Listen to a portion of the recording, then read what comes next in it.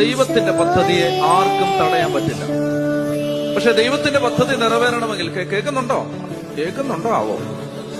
ദൈവത്തിന്റെ പദ്ധതി നിറവേറണമെങ്കിൽ നമ്മൾ എന്ത് ചെയ്യണം?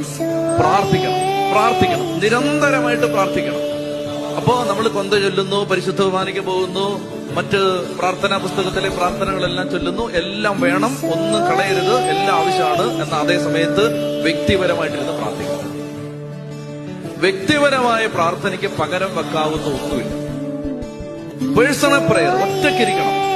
ഞാൻ നിങ്ങൾക്ക് പറഞ്ഞു തരാം കേട്ടെ. രാവിലെ എഴുന്നേറ്റോ അല്ലെ വൈകിട്ടോ എവിടെങ്കിലും കഥ കടച്ച് ഈശോ പറഞ്ഞ പോലെ നിങ്ങൾ പ്രാർത്ഥിക്കുമ്പോ കഥ കടച്ച് ആരുമില്ലാത്ത സമയത്ത് ഒറ്റയ്ക്ക് നിങ്ങളുടെ മുറിയില് പറ്റുമെങ്കിൽ ലൈറ്റ് ഓഫ് ചെയ്ത് ഇരുന്ന് പ്രാർത്ഥിക്കണം. അങ്ങനെ പ്രാർത്ഥിക്കുന്ന സമയത്ത് ദൈവത്തിന്റെ പദ്ധതികൾ നിറവേറാനുള്ള പ്രേരണകൾ ദൈവം തരും. 110-ാം സങ്കീർത്തനം 1-ാമത്തെ വാക്യം. 110-ാം സങ്കീർത്തനം 1-ാമത്തെ വാക്യം.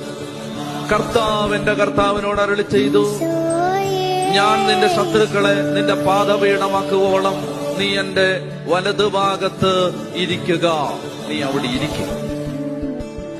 ഇതാണ് പേഴ്സണൽ പ്രേയറിന്റെ പ്രത്യേകത. നിങ്ങളിലൂടെയുള്ള ദൈവിക പദ്ധതികൾ പൂർത്തിയാവണമെങ്കിൽ നിങ്ങൾ കർത്താവിന്റെ അടുത്ത് സമാധാനമായി ഇരിക്കണം. ഉള്ള പ്രാർത്ഥനയെല്ലാം ചൊല്ലി ദിവസം മുഴുവൻ തീർത്തിട്ട് കർത്താവ്